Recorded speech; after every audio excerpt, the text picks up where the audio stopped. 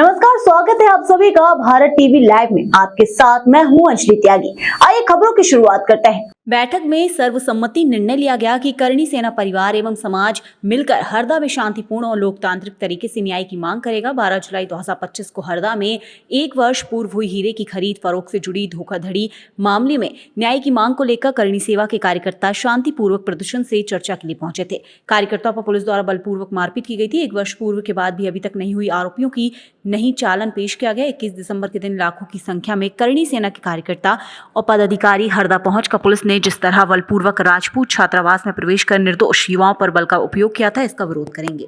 आज करणी सेना परिवार की प्रदेश स्तरीय बैठक थी, जिसमें सारे ही प्रदेश के और जिले के और तहसील के पदाधिकारी उपस्थित हुए थे।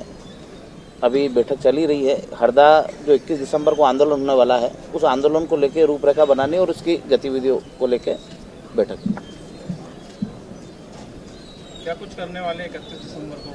21 दिसंबर जो है हरदा में एक बहुत विशाल कार्यक्रम होने वाला है अन्याय के विरुद्ध। जो हरदा में 12 और 13 तारीख में जो लाठीचार्ज हुआ था, उस लाठीचार्ज के विरोध में जो पुलिस ने बर्बरता बताई थी, जो लोकतंत्र का उन्हें हनन करा था, उस लोकतंत्र को बचाने के लिए और सभी लोगों को जब सरकार बोलती कि समानता का अधिकार है, तो हमें भी समानता का अधिकार मिलना चाहिए।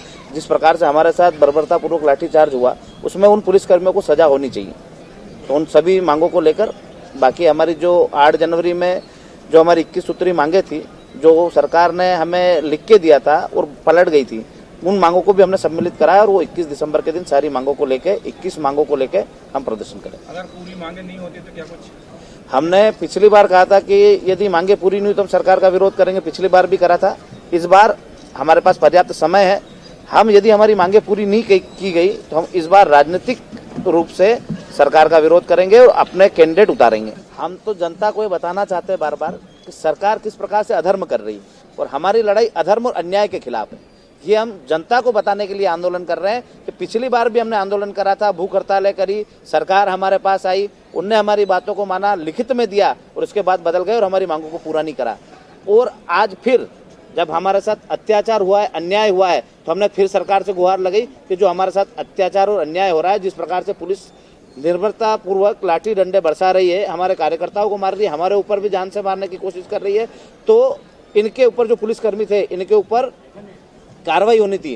और प्रशासन और सरकार दोनों मिली हुई है। सरकार के कहने पे ही लाठीचार्ज हुआ है और सरकार इनको बचा रही है और बार बार हाथ पीछे ले लेती है कि हमारा इसमें कोई हस्तक्षेप नहीं है। यदि इस बार भी इनने हमारी बातों को नहीं माना, हमारे जो सार्वजनिक मुद्दे हैं, चाहे वो किसानों के हों, चाहे मजदूरों के हों, चाहे आउटसोर्स कर्मियों के हों, या चाहे आप पत्रकार बंधुओं के हों, आपके पत्रकारों की भी हमने मांगे रखी है। इसके अलावा पिछली बार भी हमने लड़ाई लड़ी थी आपकी 8 जनवरी में कि पत्रकार बंधु है, उनको दबाने के लिए झूठे मुकदमे किए जाते हैं, तो बिना जांच के किसी भी पत्रकार बंदूक पे मुकदमा नहीं होना चाहिए और यदि मुकदमा होता है तो उसकी जांच होनी चाहिए और बहाल होता है तो उस मुकदमे को उसी दिन समाप्त करना चाहिए। क्योंकि पत्रकार बंधु जो है वो इस देश की नींव है और उनको दबाने के लिए सरकार भी षड्यंत्र रचती है और आम लोग भी षड्यंत्र रचते हैं कि इनको कैसे भी दबा के इनको सत्यता नहीं छापनी जाए। तो ऐसी हमारी बहुत सारी मांगे, हम किसानों की मांगों को लेकर लड़ रहे हैं, पर अभी तक सरकार किसी मांग को ना तो पूरा करती, खाली गुमराह करती है और जनता को भी गुमराह करती है कि ये लोग किसी न किसी दल से जुड़े हुए हैं। ना हम कांग्रेस से जुड़े हुए हैं, ना हम भाजपा से जुड़े हुए हैं। हमारे साथ हर दल का व्यक्ति आता जरूर है।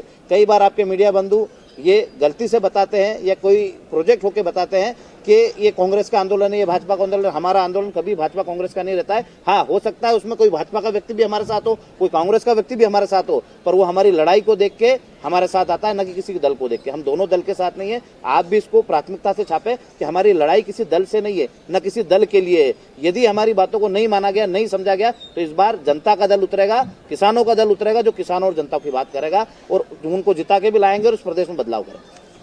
फिलहाल खबरों में बस इतना ही। बने रहिए भारत टीवी लाइव के साथ। नमस्कार।